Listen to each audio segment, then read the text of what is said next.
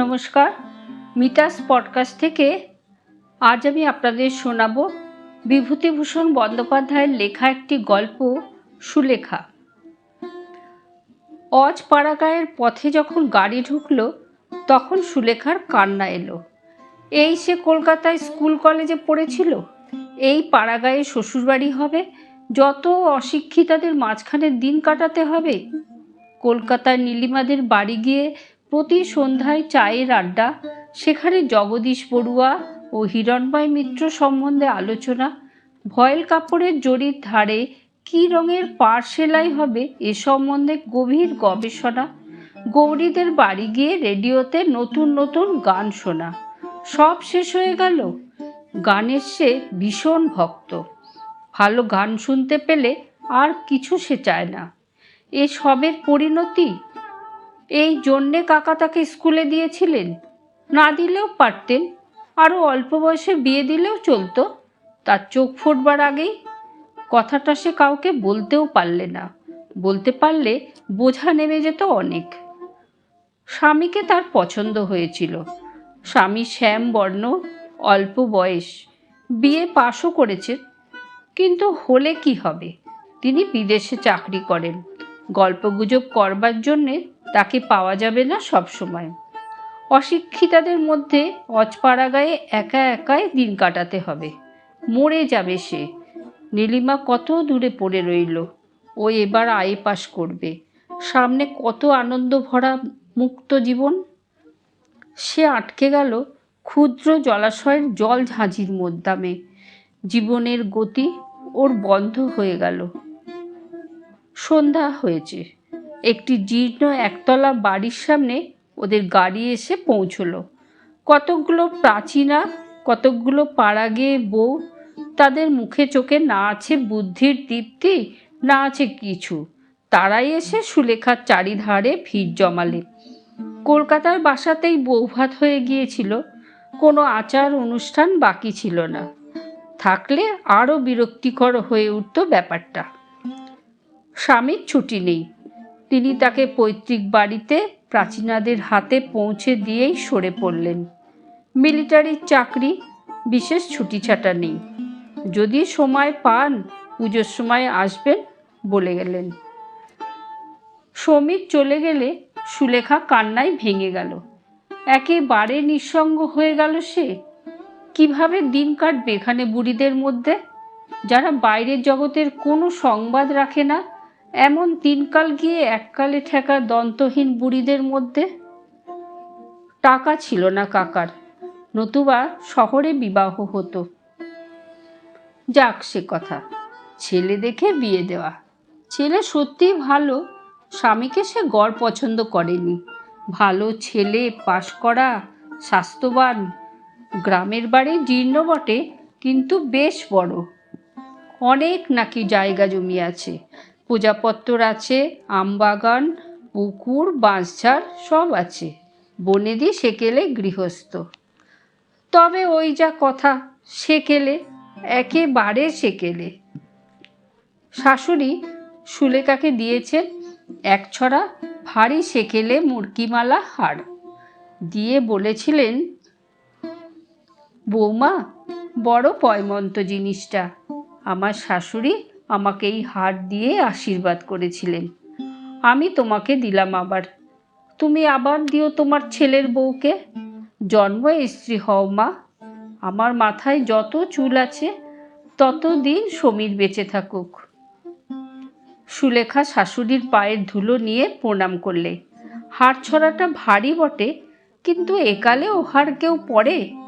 গৌরী কি ভাববে, কলেজের অনুদি কি ভাববে, যদি ও আজ মুরকিমালা হার গলায় দিয়ে কলকাতায় গিয়ে হাজির হয়?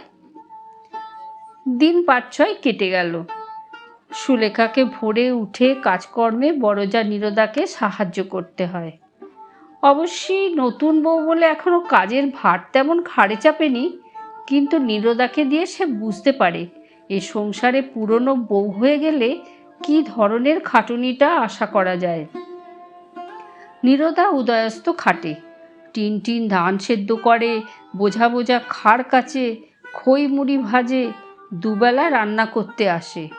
এখন ওরা একবেলার ভার সুলেখার ওপর চাপিয়ে দিতে চেষ্টায় আছে বোধহয়। নিতান্ত চক্ষু লজ্জায় বলছে না। সুলেখা রাঁধতে জানে না যে তা নয়, কিন্তু গেঁয়ো রান্না, ওই চচ্চড়ি, শুক্তুনি, মোচার ঘন্ট, ঝালের ঝোল, বড়ির টক, এসব সে রাঁধতে জানে না। তাছাড়া ভালোও লাগে না এসব তার। এভাবে জীবন নষ্ট করার কি মানে হয়? সুলেখা সুন্দরী মেয়ে, কলেজের থিয়েটারে গতবার মালিনীর পার্ট নিয়েছিল। সুশ্রী চেহারার জন্যে আর চমৎকার গানের গলার জন্যে যা মানিয়েছিল ওকে। গৌরীর মা টিস্যু শাড়ি পরিয়ে সোনার গহনা দিয়ে কপালে অলকা তিলকা এঁকে ওকে নিজের হাতে সাজিয়ে দিলেন। ইংরেজি অধ্যাপিকা তরুণী উষাদি গ্রিন রুমে এসে ওকে কিভাবে অভিনন্দিত করলেন, এসব কথা তো 8 বছর রবীন্দ্র জন্মোৎসবের দিনের। আজ মনে হচ্ছে কত কাল, সেসব দিন শেষ হয়ে গেল। এর চেয়ে তার নাই বা বিয়ে হতো, থাকতো সে উষাদির মতো, নলিনীদির মতো, মিস সেনের মতো, মিস সাধুবালা গাঙ্গুলির মতো অবিবাহিতা। হাতে ভ্যানিটি ব্যাগ ঝুলিয়ে খাটো ছাতা হাতে ট্রাম ধরতে ছুটত বেলা 10:30টায়। যেখানে খুশি তুমি যাও, সিনেমা দেখো, নাচ গানের জলসা ফার্স্ট ক্লাসে, নিউ এম্পায়ারে, কি মজা। সকালবেলা ওর বড় যা এসে বললে, রাঙাবো, এক কাজ করতে হবে যে। সুলেখা বললে, কি দিদি? কলাই ডাল নষ্ট হয়ে যাচ্ছে, এগুলো ছাদে নিয়ে গিয়ে রোদে দাও, তারপর বেলা পড়লে ঝেড়ে তুলতে হবে, বুঝলে? বেশ, পারবে তো? করিনি কখনো, তবে চেষ্টা করি। সুলেখার ডাল ছাদে নিয়ে এসেছে, তারপর আর ডালের কথা ওর মনে নেই। দুপুরে আহারের পরে একটু শোবা মাত্র ওর ঘুম এসেছে। বেলা 2টোর সময় কালো ভোমরার মতো মেঘ করে নেমেছে ঝমঝম জল। ও অঘরে ঘুমোচ্ছে তখন। ঘুম যখন ভেঙেছে তখনও সমানে বৃষ্টি হচ্ছে। শ্রাবণ মাসের বৃষ্টি খানা ডোবা ভর্তি করে ফেলেছে 2 ঘন্টার মধ্যে। সুলেখা উঠে চোখ মুছতে মুছতে জানলা দিয়ে দেখে অবাক হয়ে গেল। বৃষ্টির এমন রূপ সে শহরে দেখেনি কখনো। বকুল গাছের গুঁড়িটা কালো দেখাচ্ছে বৃষ্টির ধারায়। ছাতারে পাখিগুলো অঘরে ভিজছে। এ যেন রবীন্দ্রনাথের সেই কবিতাটার কথা মনে এনে দেয়। এদের কোনো ব্যবস্থা নেই, এই সময় খেতে হয় গরম চা। সে নতুন বউ, চা তৈরি করতে যেতে পারে না, কিন্তু কারো কি সেদিকে দৃষ্টি আছে না কেউ কিছু বোঝে? ও কে? মা গো, ওদের বাড়ির বুড়িটা কি করে ভিজছে এই জলে নারকোল পাতা কুড়োতে? পাড়াগে এদের কাণ্ডই আলাদা। এমন সময় ওর যা ঘরে ঢুকে বললে, রাঙাবো, ডালগুলো তুলেছিলে ছাদ থেকে? সর্বনাশ, সে কথা একদম মনে নেই সুলেখার। লজ্জায় তার সুন্দর মুখ লাল হয়ে উঠল। অপ্রতিভ সুরে বললে, এই যা, সে কথা মনেই নেই দিদি, এক্ষুনি আমি যাচ্ছি ছাদে। লজ্জায় সুলেখার মনে হচ্ছিল যে মাথা কুটে মরে। এইসব অশিক্ষিতার দল তাকে কীরকম আনাড়িই না মনে করছে। তাকে স্মার্ট বলে সবাই জানতো কলেজে। সুলেখা ধর্মর করে উঠে ছুট দিল ছাদের দিকে। ওর যা সস্নেহে ওর দিকে চেয়ে বললেন, ছুটতে হবে না রাঙাবো, বসো বসো। বসবো কি দিদি, ডাল যে ভিজে নষ্ট হয়ে গেল। সে কি এখনো ছাদে আছে ভাই? তুমি ঘুমোচ্ছিলে যখন বৃষ্টি এলো, সে আমি তুলে আনলুম যে। কৃতজ্ঞতায় সুলেখার সুন্দর চোখের দৃষ্টি বিনত হয়ে এলো। সত্যি ভালো লোক বটে তার যা, মজা দেখবার মতো লোক নয়। ও বললে, বাঁচলুম দিদি, ধন্যবাদ, তুমি আমাকে লজ্জার হাত থেকে বাঁচালে। সুলেখার যা মুখে কাপড় দিয়ে হেসে বললে, রাঙা বউয়ের থিয়েটারি ধরনের কথা শুনে হেসে মরি। ও মা গো। এ একটা মস্ত বড় পরাজয়ের দিন বলে সুলেখা মেনে নিলেন। ডাল কখনো তোলেনি সে, অত শত তার মনে থাকে না পাড়াগাঁয়ের লোকের মতো।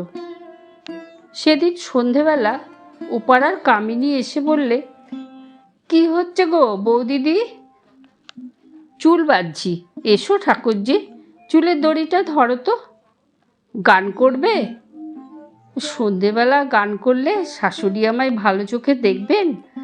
একেই তো আনাড়ি হয়ে আছি এ বাড়ির মধ্যে। সে হবে না ভাই। তবুও তো তুমি আজ প্রথম বললে গানের কথা। কেউ বলেনি বুঝি তোমায় বৌদিদি? কে আর বলছে।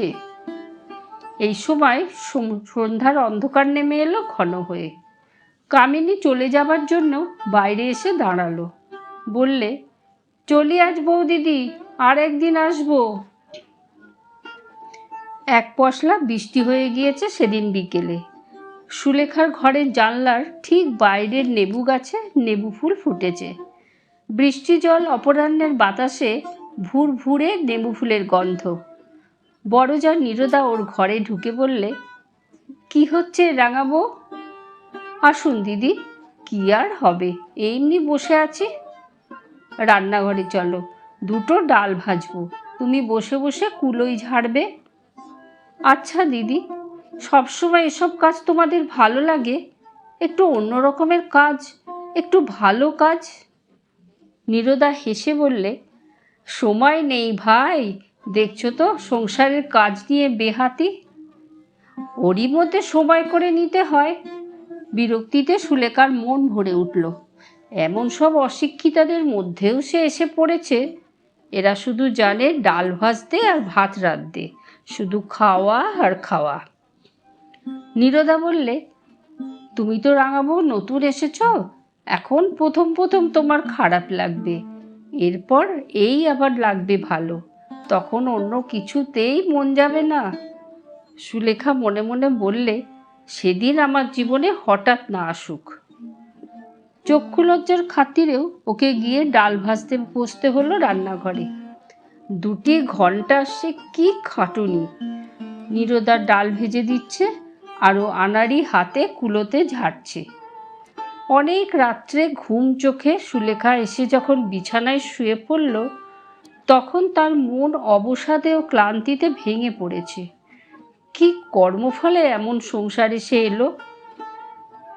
অনেক রাত্রে সেদিন ঘুম ভেঙে উঠে সুলেখা শুনলে কে গান গাইছে। সুলেখা উৎকর্ণ হয়ে শোনবার চেষ্টা করলে। গুনগুন করে কে যেন গান ভাজছে, নিপুণ কণ্ঠের আলাপ। ও ভাবলে, বারে, এমন জয়জয়ন্তী আলাপ করে কে? সুলেখা নিজে গায়িকা। সে বুঝলে যে এই গুনগুন সুরে আলাপ করছে সে নিপুণ গায়িকা। সুলেখা অমন আলাপ করতে পারলে নিজেকে ওস্তাদ মনে করত। কিন্তু এ কি সম্ভব? এখানে কে গান গাইবে? সুলেখা আরও শোনবার জন্যে বাইরে এসে দাঁড়ালো। সেই সময় গানও হঠাৎ বন্ধ হয়ে গেল। যে গাইছিল সে অন্যমনস্কভাবেই এক টুকরো গান অল্প একটু সময়ের জন্য গাইছিল, ঠিক গান গাইবার জন্যে নয়। সুলেখা ঘুম ও বিস্ময়জড়িত চোখে এসে শুয়ে পড়ল। সকালে উঠে এ ঘটনার কথা ওর মনে ছিল না, কিন্তু একটু বেলা বাড়লেই মনে এলো রাত্রে সেই অস্পষ্ট জয়জয়ন্তীর সুর। তখনই সে মন থেকে ঝেড়ে ফেলে দিলে সমস্ত ঘটনাটা। স্বপ্নের ব্যাপার হয়তো সমস্তটা। গ্রামের ওপাড়ায় সুলেখা কখনো যায়নি। এবার একদিন ওপাড়া থেকে কয়েকটি মেয়ে এসে ওকে নিমন্ত্রণ করে নিয়ে গেল। তারা সকলেই এক বাক্যে সুলেখার রূপের প্রশংসা করলে। চা খেতে বসে রান্নাবান্নার গল্প করেন। এরা চোখ থাকতে অন্ধ নাকি? এমন যে সুন্দর লাইলাক রঙের জরিপার শাড়ি পরে আছে সুলেখা, তার দিকে কারো চোখ গেল না? কেউ বললে না সে কথা। না বললে বিখ্যাত ছবি মায়াঙ্কুর সম্বন্ধে পুড়িয়ে খেতে একটা বাক্যি। সুলেখা ওদের কাছে মায়ামুকুরের গল্পটা করেছে। ওর সব গানগুলি সে গাইতে পারে এ কথাও জানিয়ে দিয়েছে। অথচ গান গাইতে বললেও না তাকে কেউ। হিরণ্ময় মিত্রের গান সবগুলো। কে জানে না হিরণ্ময় মিত্রকে, তার সুকণ্ঠকে? সুলেখার ইচ্ছা হলো এই মূঢ় অশিক্ষিতার সামনে একবার হারমোনিয়ামটা টেনে নিয়ে চাঁদের দেশের রাজকুমারী কিংবা ফাল্গুন এসো এসো অপূর্ব সুরপুঞ্জে ঘর ভরিয়ে দেয়। কারণ যে বাড়িতে ওকে নিয়ে গিয়েছিল একটা ভাঙা হারমোনিয়াম ছিল সে বাড়িতে। একটি 11-12 বছরের ছোট মেয়ে বেসুরে একটা সেকেলে শ্যামাসঙ্গীতও গেয়েছিল। বোধহয় তাকেই বিশেষ করে শোনাবার জন্যেই এ গ্রামে কেউ বোধহয় খবর রাখে না যে সে একজন গায়িকা। বাড়ি ফিরে দেখলে ওর যা তালির বড়া ভাজবে বলে তালির রস বার করছে। ওকে দেখে বললে, রাঙা বউকে কোথায় নিয়ে গিয়েছিলে তোমরা? মেয়ের দল বললে, তুমি তো আর যাবে না বড় বৌদি, তুমি গেলে অবশ্যই আজ খুব ভালো হতো, আমাদের সে ভাগ্যে কি আর আছে? নীরদা বললে, বসো সবাই, তালের ফুলুরি খেয়ে যাবে। রাঙা বউ, তুমি তালের গোলাটা করো, আমি কড়াই তেল চড়িয়ে দিই। একটি ধামা বড়া ভেজে যখন ওরা উঠল তখন রাত 9টা। মেয়ের দল ইতিমধ্যে 2-10টা বড়া খেয়ে চলে গিয়েছে। সুলেখার এসব কাজে অভ্যাস নেই। ঠাই বসে থাকা রান্নাঘরের গরমে কতক্ষণ পোষায়। এরা শুধু জানে ভোজনের তরিবৎ করতে সকাল থেকে রাত 12টা পর্যন্ত। মনে পড়ল ওদের কলেজের এক অধ্যাপক বলেছিলেন, বাঙালির ঘরে রান্নার বন্দোবস্ত যে ধরনের তাতে খাটুনি এবং আয়োজন যত বেশি, খাদ্যবস্তুর পুষ্টিকারক গুণ তত নেই। জিভে ভালো লাগানোর দিকে যত লক্ষ্য, খাদ্যের গুণাগুণের দিকে তত লক্ষ্য থাকলে আজ বাঙালির স্বাস্থ্য এত খারাপ হতো কি? বসে বসে শুধু নির্বোধের মতো এক রাস তালের বড়া ভাজা। ওর বড় যা রান্নাঘরে ওকে বলল, রাঙাবো, আমার ঘর থেকে গামছাখানা নিয়ে এসো না ভাই, গা ধুয়ে নি কুয়োতলা থেকে, বড্ড গরম লাগছে বড়া ভেজে। সুলেখা বললে, আলো আছে তোমার ঘরে? নেই, হ্যারিকেনটা নিয়ে যাও ভাই। বড় যার ঘরে ঢুকে গামছা খুঁজতে গিয়ে সুলেখার চোখে পড়ল একটা জিনিস। ঘরের ছোট্ট টেবিলটার উপর একখানা খাম পড়ে আছে, অল ইন্ডিয়া রেডিও ছাপ আছে তার উপরে। খামটাতে নাম লেখা আছে, নীরজা সুন্দরী মিত্র, রায়গ্রাম, বাহিরগাছি পোস্ট, জেলা নদিয়া। তাড়াতাড়ি সে খামখানা খুলে ফেলে পড়লে 17ই আগস্ট তারিখে নীরজা সুন্দরী মিত্রের গান আছে রেডিওতে, তারই চিঠি ও কন্ট্রাক্ট ফর্ম। উল্টে পাল্টে দেখলে সুলেখা, কোনো ভুল নেই কোথাও, নির্ঘাত রেডিও কন্ট্রাক্টের চিঠি। কিন্তু কার নামে? নীরজা সুন্দরী মিত্র কে? একটা অস্পষ্ট সন্দেহ ওর মনে জাগল। তাই যদি হয়? তখনই সে রান্নাঘরে ছুটে এসে চিঠিখানা দেখিয়ে বললে, এ কার চিঠি দিদি? নীরজা সুন্দরী কে? ওর যা তাচ্ছিল্যের হাসি হেসে বললে, দূর, ও আবার তুমি দেখতে গিয়েছো, আমারই নাম। নীরজা থেকে পাড়াগাঁয়ে সবাই বলে নীরদা। কিন্তু মিত্র কেন? ঘোষ হবে তো। বিয়ের আগের নামটাই চলে আসছে রেডিও অফিসে, ওরা আর বদলায়নি। ও কিছু নয় ভাই, রেখে দে।